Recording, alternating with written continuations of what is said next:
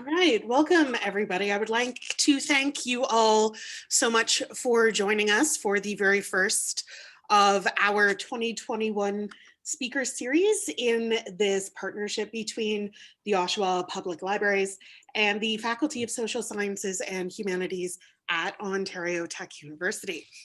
I'd like to begin our evening together with a land acknowledgement. We are thankful to be welcome on these lands in friendship. The lands we are situated on are covered by the Williams Treaties and are the traditional territory of the Mississaugas, a branch of the Greater Anishinaabe Nation, including Algonquin, Ojibwe, Odawa, and Potawatomi. These lands remain home to many Indigenous nations and peoples. We acknowledge this land out of respect for the Indigenous nations who have cared for Turtle Island, also called North America, from before the arrival of settler peoples until this day. Most importantly, we acknowledge that the history of these lands has been tainted by poor treatment and a lack of friendship with the First Nations who call them home. This history is something we are all affected by because we are all treaty people in Canada. We all have a shared history to reflect on, and each of us is affected by this history in different ways. Our past defines our present, but if we move forward as friends and allies, then it does not have to define our future. Our general process for this evening will be turning things over to our speaker for approximately 30 minutes of a presentation, which will then leave us with approximately 30 minutes for a Q&A discussion afterwards. We would appreciate it greatly if until the Q&A, you could please keep your microphone muted so that we can all hear our speaker fully, and then we can get to all of your questions afterwards. So without further ado, I am delighted to introduce Dr. Peter Stoett, the Dean of the Faculty of Social Sciences and Humanities at Ontario Tech University, who is here with us this evening to school us in some important lessons about biodiversity and us, the emerging extinction event of the 2020s. Okay.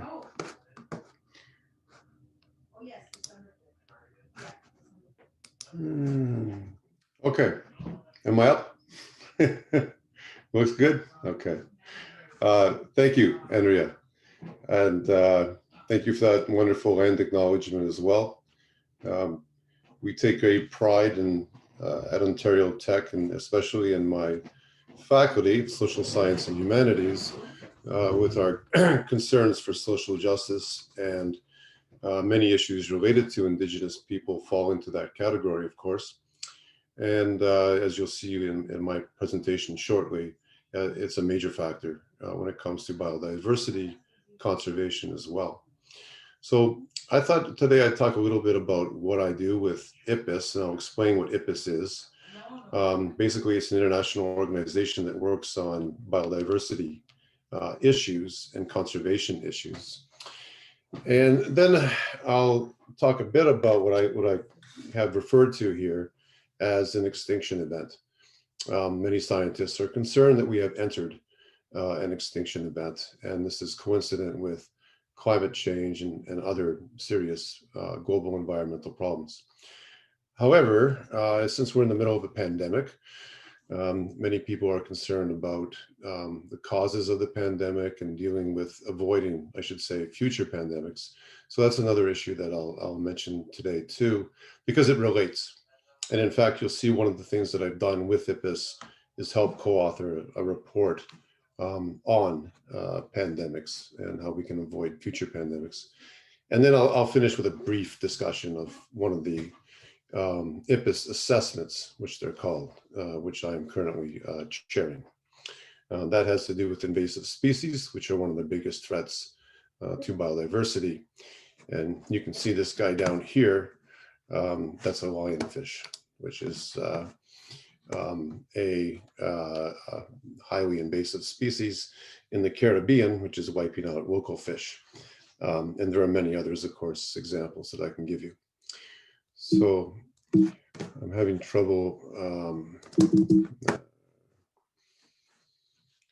Yeah, this is when this happens, of course.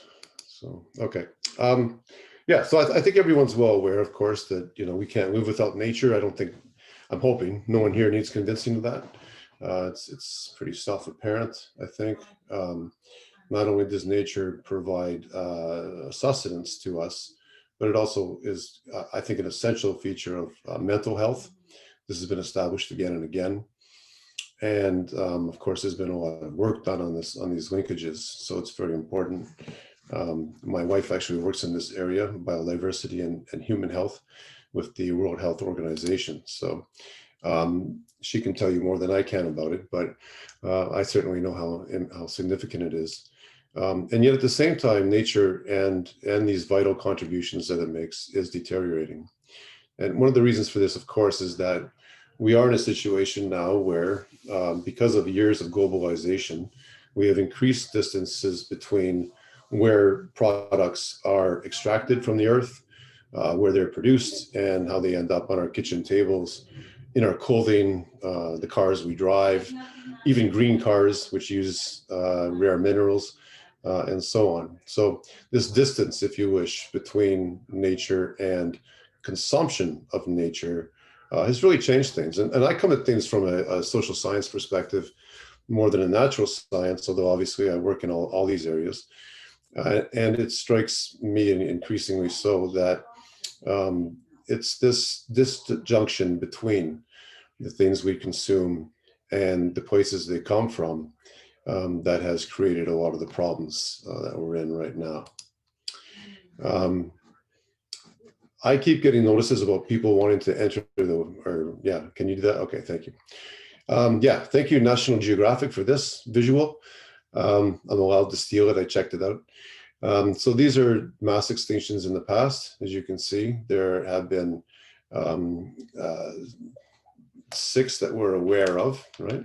Or sorry, 5 that we're aware of. Yeah, 5 that have been scientists all accept. And the concern is that we're entering the 6th one. So the number 5 there, this of course is when the dinosaurs were wiped out. That's the one everyone's familiar with, I guess. A meteor or an asteroid, right, which fell in the Yucatan Peninsula in Mexico. The other extinction events were, in fact, in many cases, even more calamitous.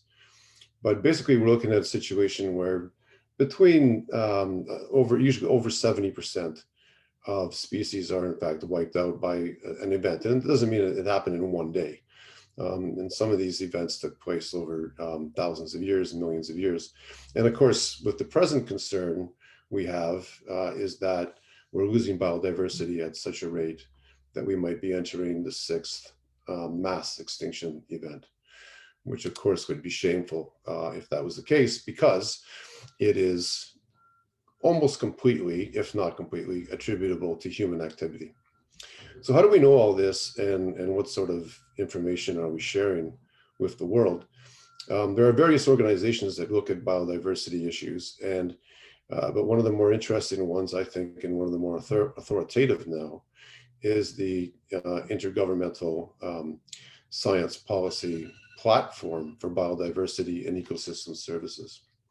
That's what IPBES stands for. IPBES was created in 2012. It's an independent intergovernmental body, but it does report to the United Nations. So, for example, when we have a UN Assembly, Environmental Assembly meeting in Nairobi, Kenya, this is where IPBES presents its work. This is where IPBES gets its mandate. And at the same time, IPBES has its own programs, and it has its own organizational structure. It's located in Bonn, Germany, the Secretariat.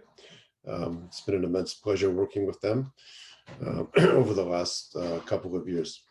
And it has collaborative arrangements with other United Nations agencies, of course, which I mentioned some in this slide. Really important to note that it is independent. Ultimately, governments do influence it, because governments will vote on whether or not to accept the final recommendations and the final product, which are these assessments I'll talk about. But that being said, the scientists that work for IPBES, and no matter what their field, are assumed to act independently of governmental influence, and of course of corporate influence or others. So IPBES is primarily involved in assessing the knowledge that's out there. So these assessments are global in scope. They look at the literature that has been presented by scientists and others.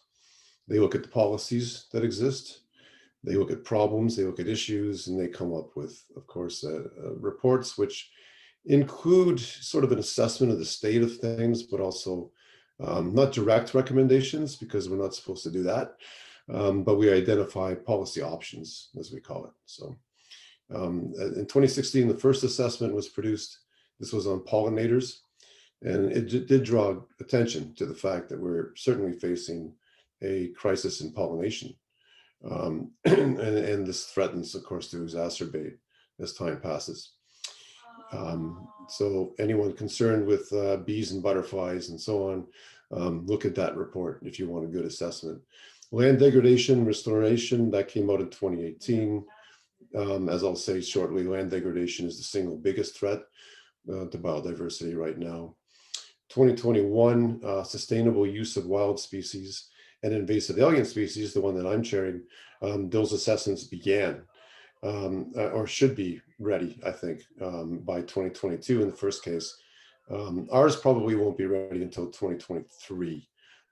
Some delays related to pandemics and so on. It also produces issues on scenarios and models, predicting the future, and how we can look at different modeling techniques. And there's also an ongoing assessment now about environmental values, which I think many will find interesting, especially from a humanities perspective.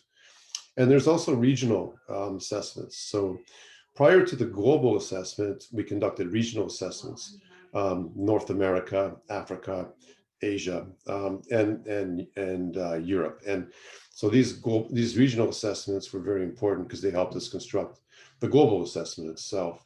The desire here is that these will produce policy support for policymakers. They'll build capacity for IPBES members and stakeholders, including NGOs that are interested in the environment and the work that they're doing. And they'll catalyze a new generation of knowledge, of course. And this is very important. A good chunk of IPBES, I think, is devoted to training future scientists as well, because we work with fellows that join us, and most of them are at the junior level, if you wish.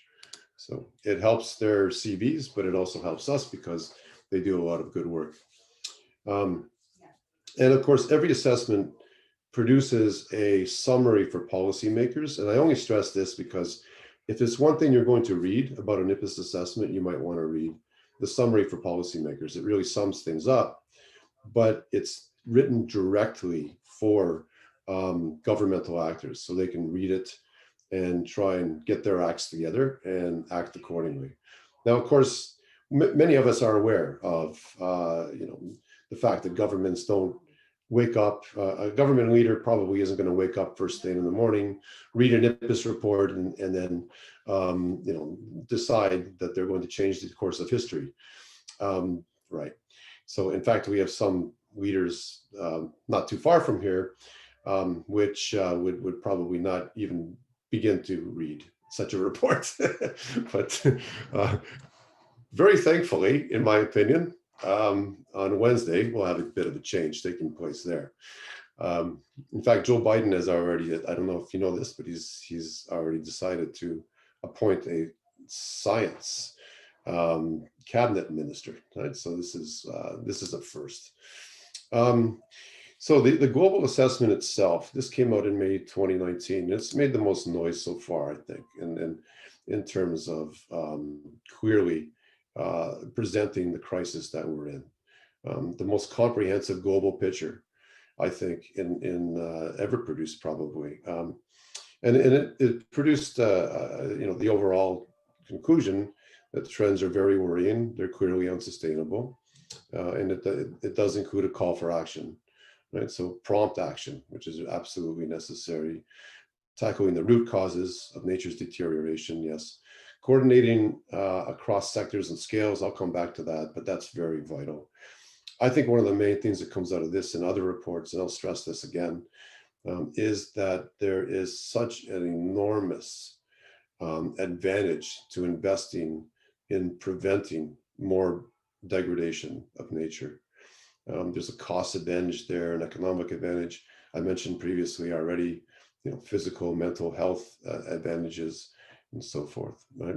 So the costs of prevention are minuscule compared to the costs of reaction, basically, which is where we're at with the pandemic too, of course. With the global report, this gives you a sense of the author team. This was a little bigger than the one I'm chairing right now.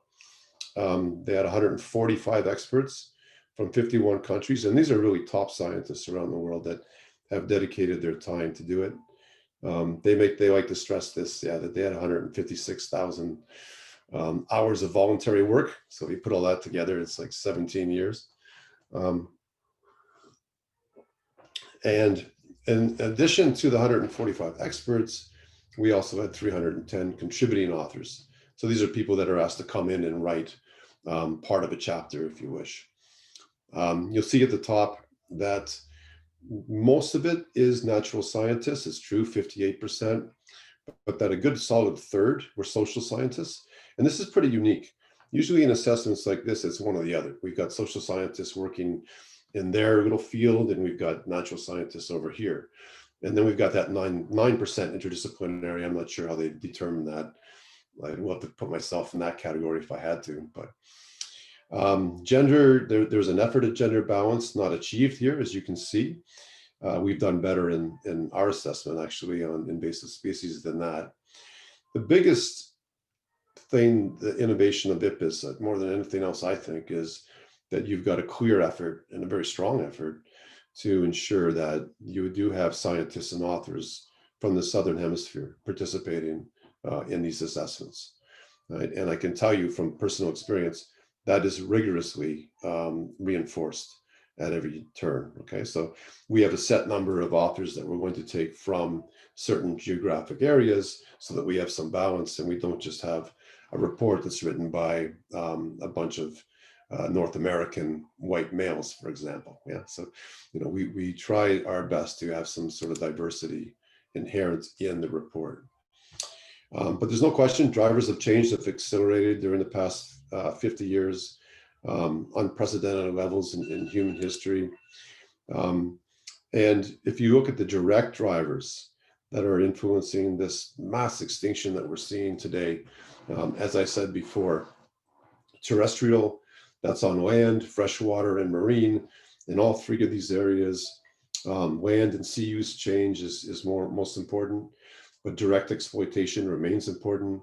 Taking species right out of, especially when it comes to the fisheries. You'll notice that on the marine level, direct exploitation is in fact even bigger than sea use change, which makes sense. We have a fisheries crisis globally. We are draining the oceans.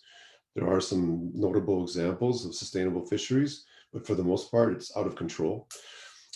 Climate change is a major contributor as well. And pollution, whether it's plastic or chemical pollution, what have you, this is also a major threat, especially to freshwater species that live, and amphibians, for example, that live in freshwater.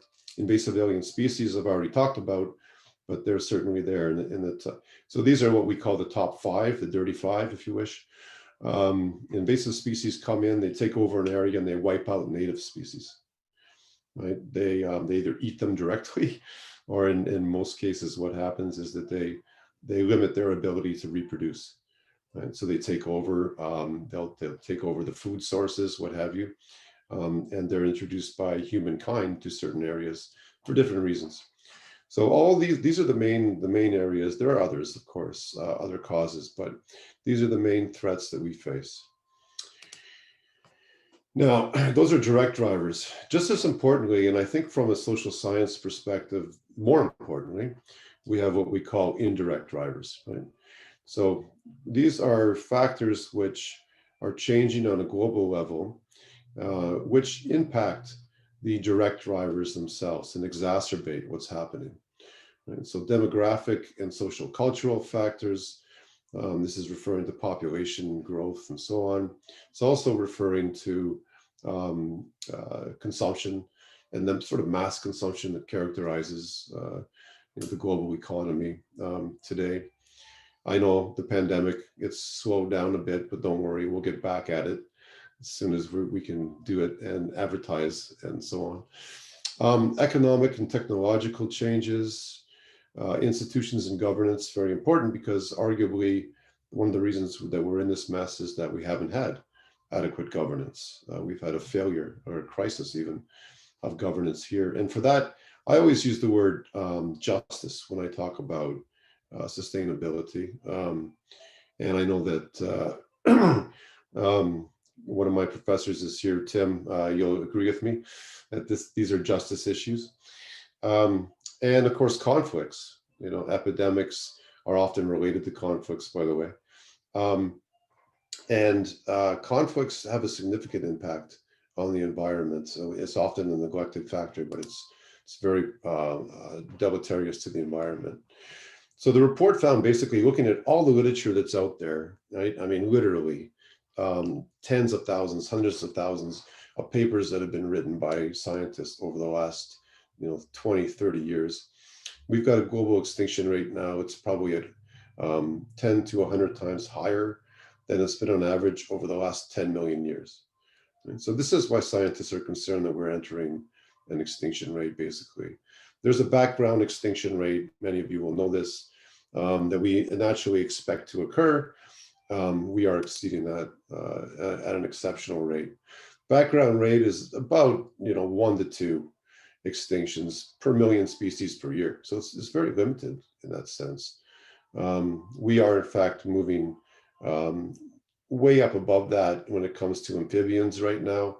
We're above that probably when it comes to mammals, birds, reptiles, fishes, all of these things, because the average background extinction rate, again, is between, sorry, I got that wrong the first time, between 0.1, right, to 0.2 extinctions per million species. We're looking at around 2.5 now for amphibians. These are startling figures. And they've certainly got people very scared and thinking about what impact this will have. The report itself made a lot of splash when it came out with the conclusions that around 1 million animal and plant species are now threatened with extinction, many within decades. And this is more than ever before in human history. The average abundance of native species in most major land-based habitats has fallen by at least 20%, mostly since 1900. So think about that, 20% of the species that we have recorded since that time have been significantly reduced in abundance. It doesn't mean they're all extinct, by the way, but it means that they've significantly reduced in abundance. And we get some pushback on this. Well, how do you know it's a million species? Well, we don't, okay? It's an estimate. It's an educated estimate. It's based on the work of the International Union for the Conservation of Nature, which you can check out, IUCN. They produce a red list, which is sort of the most authoritative assessment of the state of certain species. And based on that, and based on the formula that's right here, the calculation was that we're looking at about a million species which are threatened with extinction. Right? So I won't go into detail about that, but you can see it there. And all this is on IPBES website. You can find all this information if you're interested. So we've deeply reconfigured the biosphere and the atmosphere, and many of you have heard the term Anthropocene. So we've entered a new era, geologic era, where the human influence is the most pervasive on the planet.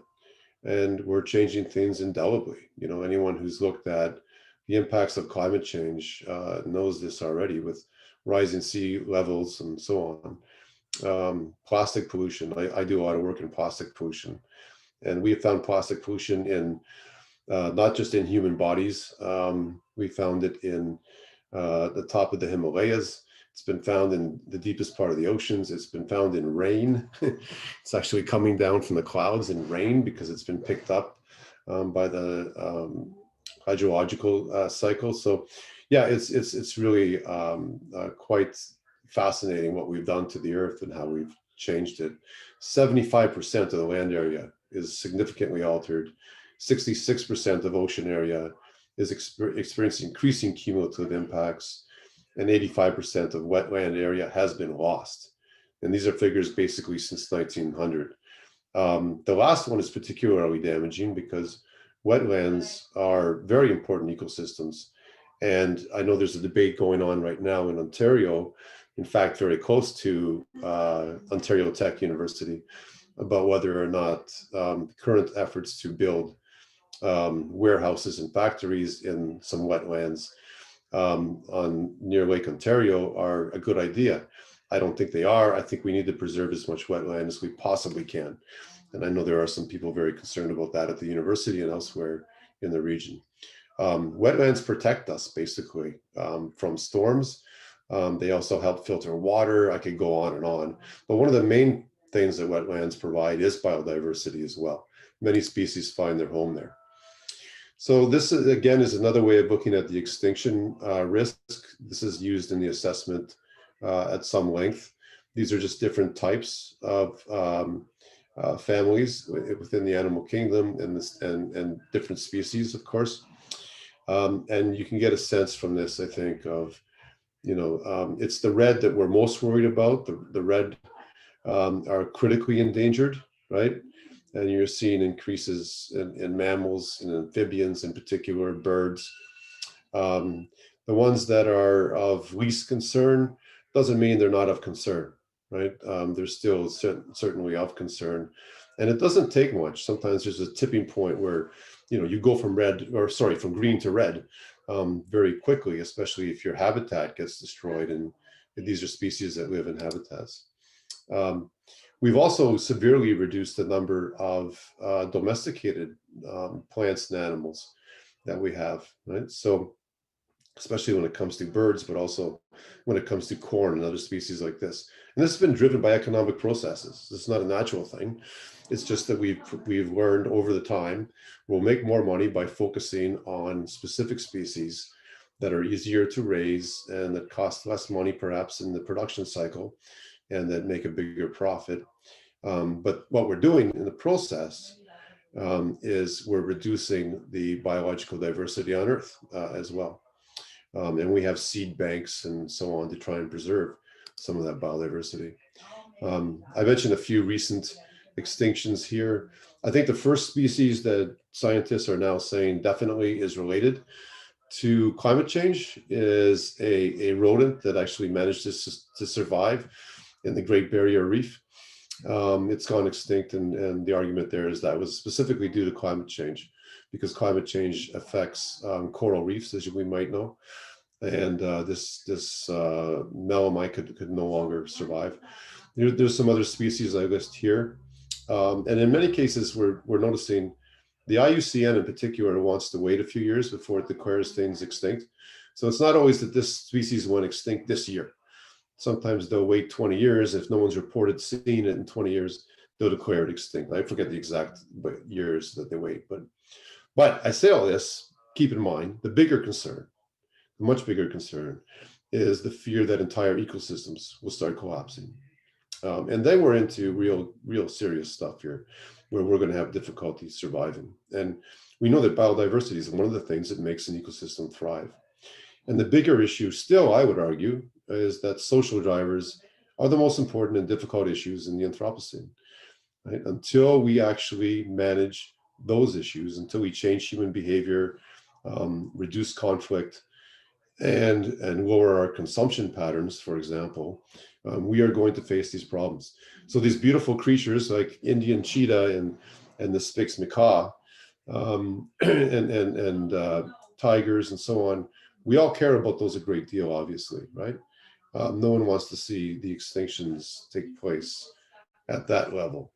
But the bigger concern isn't the individual species. It is, in fact, the ecosystems in which they live and in which we live. Because even if you live in the middle of a massive city, you're still living in an ecosystem. It's just an urban ecosystem.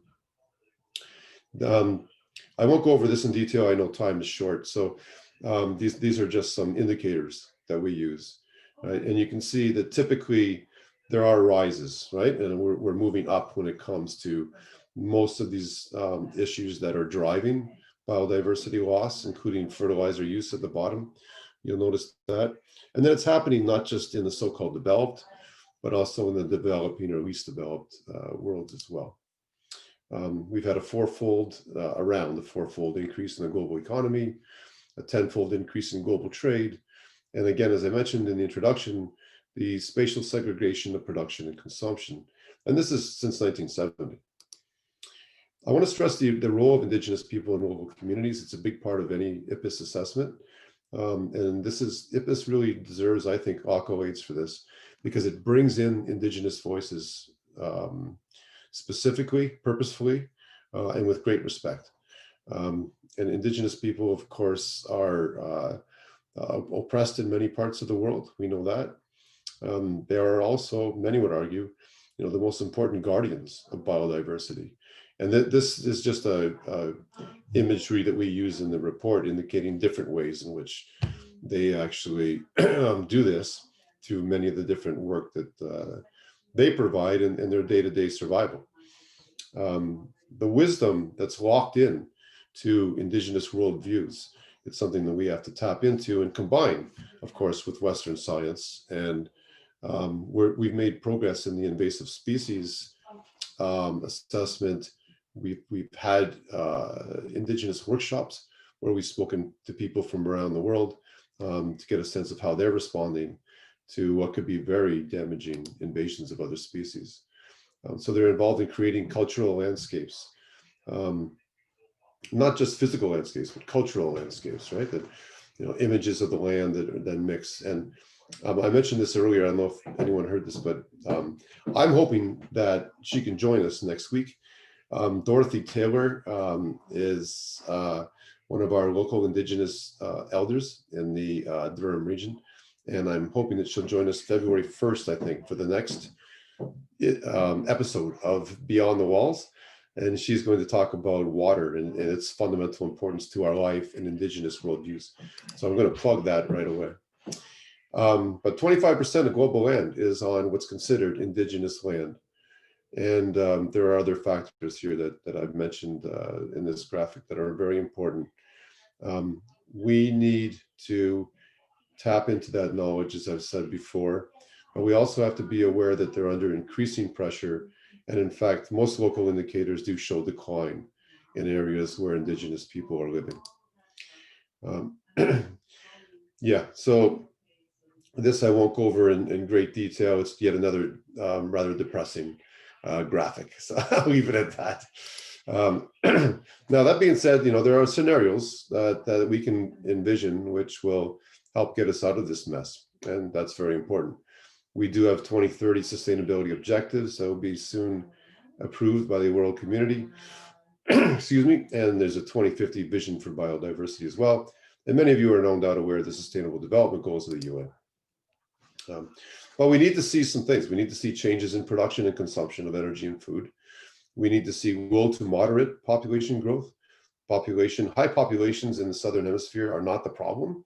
I think we've established that. It's high consumption rates in the North that cause more problems. But that being said, we need to make sure that population growth everywhere is fairly low or moderate. And we need, of course, climate change adaptation. Climate change is here. It's not going anywhere. It will continue. So how we adapt to it is what's going to matter. And how we adapt to things like the pandemic too, and what sort of recovery plans. So this is a little graphic that was put together, just and it's a little too detailed to get into now. But clearly we need multi-actor governance interventions. And there are certain leverage points, as we call them, that we can use to try to change things so that we're getting off onto a better foot, okay? So we need to think about decision-making, environmental law, all these things that my work's been based on, when it comes to environmental issues. All these are important, but so are other issues as well. And the leverage points, as I said, that reduce inequalities, practice justice and inclusion and conservation.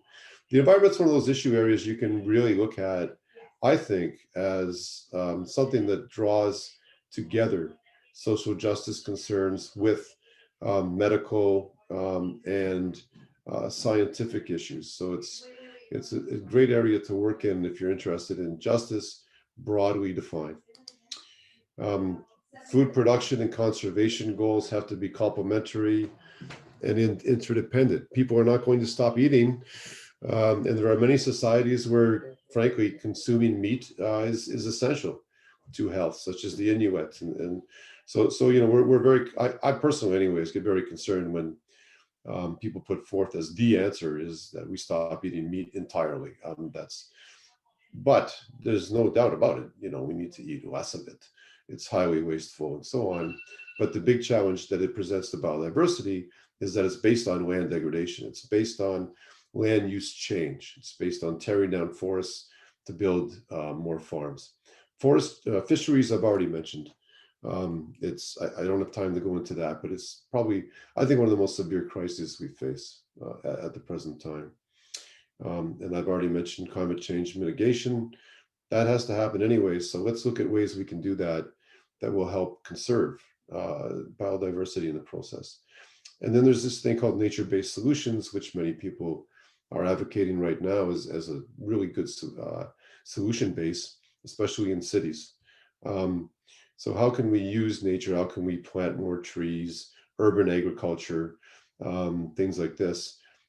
These will not only help us deal with climate change, but they'll also help us deal ultimately with biodiversity crisis. And then I mentioned already Indigenous people, right? So recognizing their innovations, recognizing their role, giving them political power. Now that's much easier said than done. So, but I'm not preaching anything naive here. You know, we need to take into account the reality, sometimes brutal reality, of political power and oppression. That is part of the equation here. Since the report came out, it received unprecedented global interest. Before the pandemic hit, everybody was talking about biodiversity for a while, right?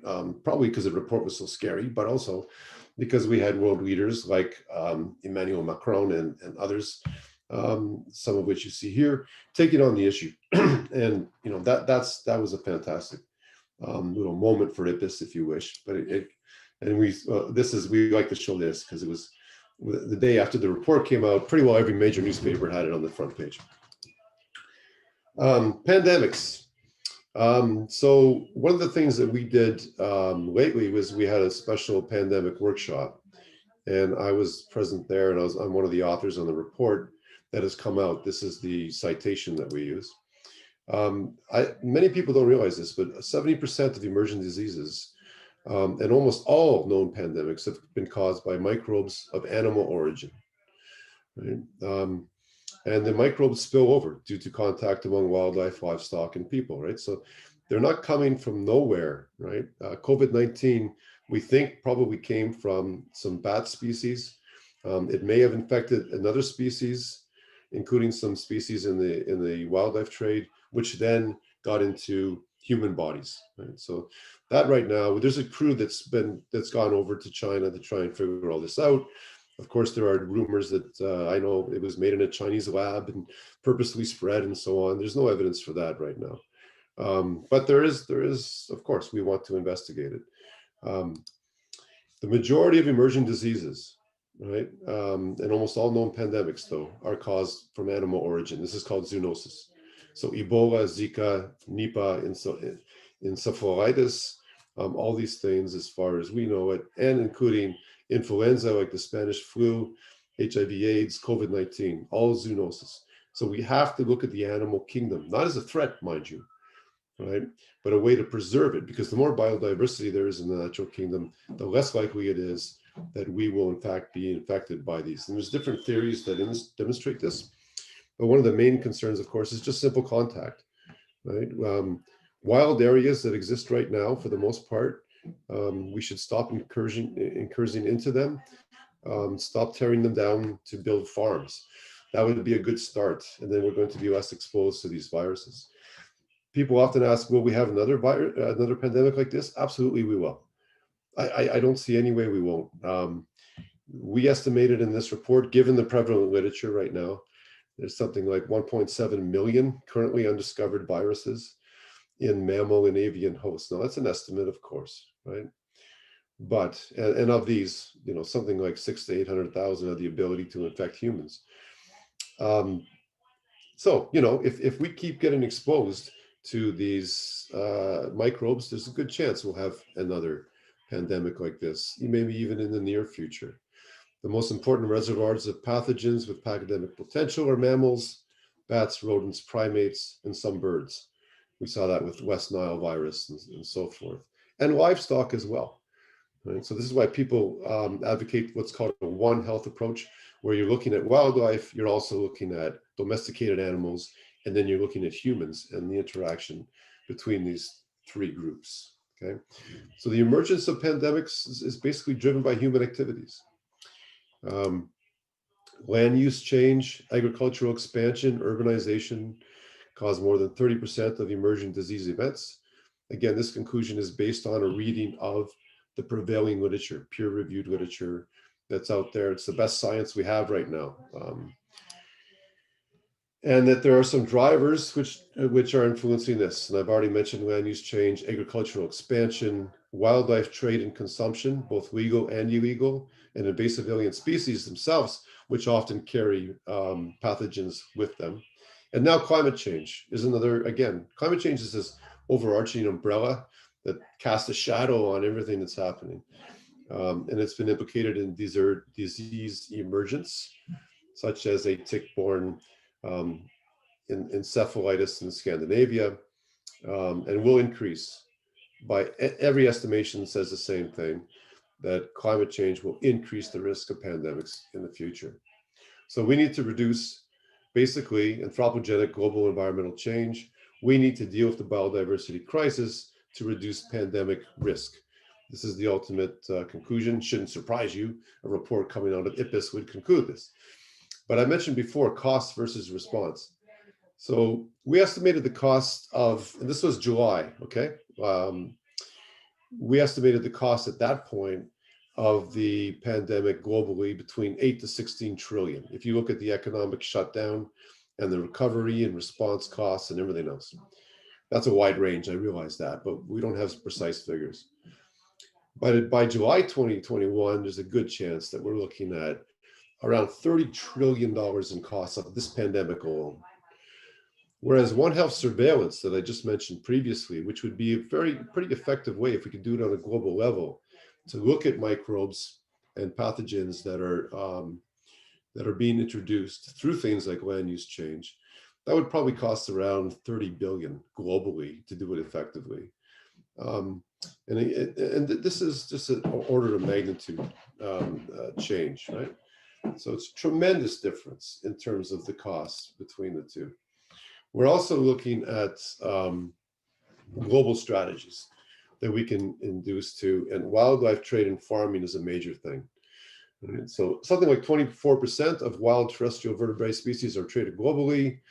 Wildlife trade is, the legal wildlife trade is around 107 billion, but the illegal wildlife trade is estimated to be worth between 7 and 23. This is another area I do a lot of work on. In fact, I'm pretty deeply immersed in this work right now. Wildlife farming has expanded. So I know that sounds like a contradiction, but there are many areas where things like pangolins, some of these more desirable, highly endangered species are being farmed now, even rhinoceros. They're being farmed, and that has increased substantially, which might not be a bad thing. You might feel differently about that. But the important thing is to make sure that the health measures are, of course, in place. So farming, trade, and consumption of wildlife. This has led to biodiversity loss and emerging diseases, including SARS, which some of you will remember. Probably the last major pandemic that we had, or epidemic anyways, that we had in Canada. Yeah, so disaggregated and fragmented regulation, my last point here, this is really key because we are not regulating the international wildlife trade the way we should be. Right? We have an international organization called CITES, which is there to try and make sure that endangered species aren't traded, but we're not regulating trade in wildlife across the board for health reasons and so on, the way we should be perhaps. We shouldn't forget again, the Indigenous component here, many important therapeutics and so on that might be able to help us fight pandemics and other diseases have been lost as as Indigenous people. In many cases have been lost as well, or perhaps we're not hearing their voices. So we come up with some recommendations in terms of, one conclusion is that we need a high-level intergovernmental council on pandemic prevention that can provide scientific information. We have organizations that are doing wonderful things like the World Health Organization and so on. But maybe we need another council that can bring some of these groups together, coordinate the design of a monitoring framework and lay the groundwork for an agreement, perhaps a new international agreement that can, and of course, the people that are involved in this report, most of them are strong advocates of the One Health approach that I mentioned earlier. So we have to reduce the role of land use change, and so you need incentives to do that, right? To discourage people from expanding farmland and so on, reforming financial aid for land use. And I encourage you to look at the report because we do expand on each of these recommendations. I realize some of them seem rather idealistic, and we can't do them overnight. It's going to take a great deal of time. But if we're serious about avoiding another massive pandemic like this one, I think we should perhaps take this very seriously. And then the wildlife trade, there are some more specific recommendations here in terms of an intergovernmental health and trade partnership that wouldn't just be looking at endangered species, but we'll be looking at trade of all species and the impacts, or sorry, the implications that has for the transmission of pathogens and so on.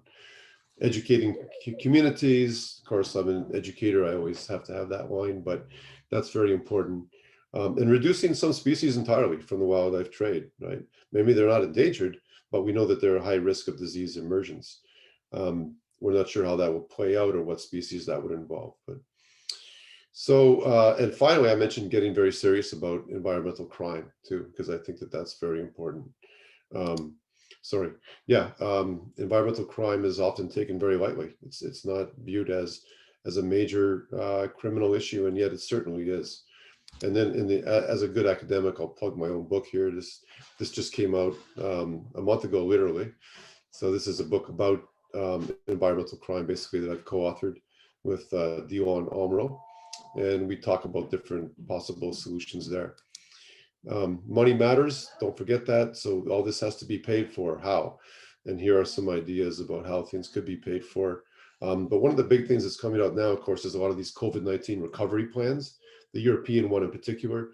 They are putting some money towards issues like biodiversity and climate change. If we're going to go on a spending spree, I know people need relief, small businesses need relief. You don't have to tell me that in the Oshawa region, but we have to think about these big picture issues too, and governments have to think about how they can put some resources towards these, because these things will not happen on their own.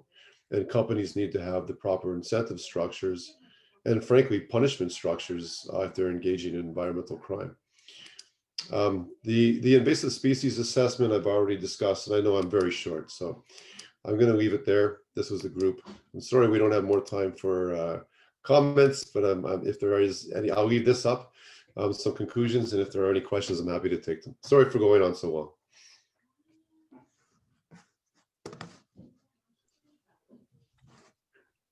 She's mad at me. No, I am excited to take the time that we've got in order to turn things over for questions, discussion. I would love to hear from all of our attendees of questions you have for Peter about these issues. Eric, yeah, go for it. Can you hear me? Yes. You sure can. Yep. So one thing that I've been thinking about, basically ever since last semester of taking policy development, is how do we actually talk to people that disagree with this? Like the climate deniers, the science deniers, like those are the actual audience that matters in a way, because I'm going to go on a limb and think that everyone in this audience right now wasn't really, thinking in their mind, oh, none of this is true. So how do we actually reach across that divide and convince people to that this is important? Yeah, so there's two answers to that, I think, Eric. I mean, one is that we need scientific legitimacy, we need reports, we need IPBES to produce this irrefutable evidence, because if that's not there, you don't have that to stand back on, okay? So we need that, we need the IPCC with climate change and so on. So it's not to, I get your point. There are some people, it doesn't matter. You're not going to convince them of anything, okay? At the same time, you know, but at the same time, you've got to have what I think this sort of impressive level of scientific evidence in order to fall back on it, because that is the basis of your argument. You need to influence the policymakers. Yes, there's an argument you need to influence people to vote for the right policymakers. I get that, but and I've been around the world, of course, and I've been dealing with this issue for years. I can tell you it's pretty limited in terms of the necessity to convince people that these are problems, with some notable exceptions. And we saw those notable exceptions in the United States, yes, okay. But for the most part, especially with the climate issue, you go to Europe, you go to Africa, you go to Asia, there is no doubt climate change is happening in anyone's minds. I mean, it's just, you know, so sometimes we get caught up in this, yes, it's all about what's happening in Washington. It's not. Now, the US is still a major player, but with the election, as I said, very welcome change that's taking place there. I think it'll be less and less an issue for at least for a while. You know, how do we convince the naysayers or those that live in denial? I'll put it that way. But there's no magic formula for changing people's minds, as you know. But I would argue the brunt of my presentation, really, I'm trying to say is that, and yes, Teresa, IPBES doesn't lobby governments directly, but activists can use IPBES to lobby governments. So you should view IPBES and the reports that come out from the UN generally, you know, as evidence that can be used to fight the good fight.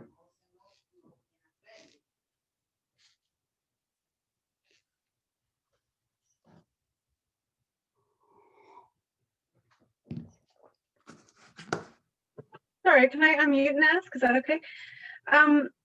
Peter, I was wondering, what do you think in terms of each individual person? You know, people are willing to get on board with things like not getting a straw with their drinks, but I think people are less keen to make bigger changes like reliance on animal agriculture. So I'm just wondering about how you see the relative contribution that each individual can make to these, you know, huge changes that need to be made. Yeah, sure. I mean, you know, every purchase you make, ideally, you know, there's a little clicker going on in the back of your mind about what are the implications of this, right? If I'm buying something, you know, where does it come from? Who made it? How did it get here? Are we making? But I think just as importantly, individuals can try and put pressure on governments to think. Ultimately, you know, we're still reliant on governments for our major decisions. The incentive structures I mentioned before that could change corporate behavior, that's got to come from governments. It's not, and it could come from judicial decisions as well. But for the most part, it's governments that do that. So just to be as active as possible in lobbying government to think seriously about the consequences of the decisions that are made. And to get this idea across, you know, that the costs of inaction are tremendous. This is so important, you know, whether it's dealing with invasive species.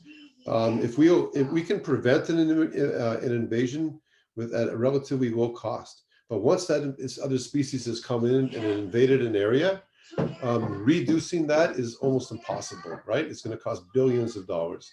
So we have to think about this in terms of how can we convince policymakers to realize that they need to take preventive action. Individually, though, yeah, it's about consumption, it's about awareness. No one's perfect, no one's an angel, you know. I'm not saying people should beat themselves up over things, but and then I guess I think an idea too that's very important is this notion of social inclusion, you know, and working with Indigenous groups and others is very important. I have a question. So Peter, there's been some news lately about the pandemic and the loss of travel internationally having some benefits on the environment. And one example they used is the dolphins returning back to Venice, Italy, because the water traffic has declined substantially because there's no tourism. Obviously, it's really gone. So what are your thoughts in terms of, sort of the COVID pandemic and I guess the benefits, if there's any benefits to the pandemic, about, its effects on the environment and biodiversity? Yeah. So I was in Venice not too long ago. In fact, I was there in September, and I can assure you there's a lot of tourism. There's a lot of boats in the water.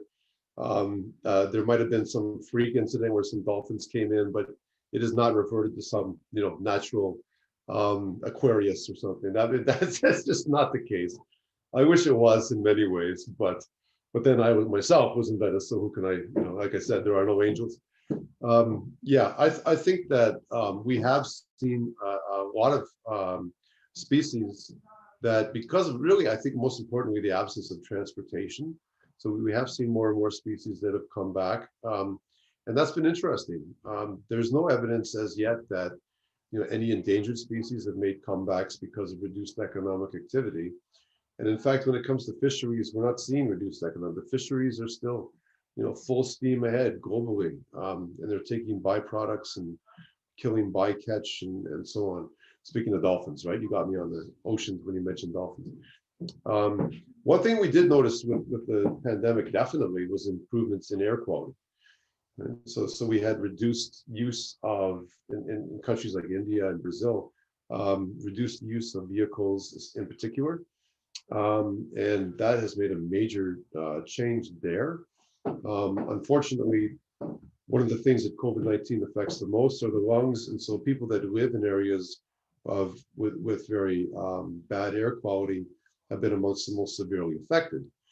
Right? Just like heavy smokers or others, if you live in a place like that, it's going to be very difficult to recover. So, it sort of evens out there. But we did notice some changes there. But I think I'd be very cautious about, the pandemic's been good for the environment. There's been some ways in which perhaps it is. In the long term, as I said, unless we keep having pandemics, it's not an answer. So what we all want to do is get out of this pandemic. The main point that we make in the pandemic report, the main fear we have, is that things will just go back to business as usual, right? So if we could keep some of the measures that we have in place now in terms of reduced transportation, environmental costs, and so on, I think that would be a good place to start. That's fantastic, Peter. Thank you so much. And thanks to everybody for joining us and for your fantastic questions and talking points. Please keep an eye on the Social Science and Humanities social media feeds and the Oshawa Public Library social media feeds for information about the rest of the talks that we have coming up this semester. So it was wonderful to see you all this evening, and I look forward to seeing you all again soon. Bye, everyone. Thanks for joining us. Thank you. Thank you, Peter. Thanks, everybody. Sorry I went on you. a little longer than I should have. Thank you, though. No, it was wonderful. Very interesting. Thanks so much, Peter. Thanks. Bye, everybody. Stay safe.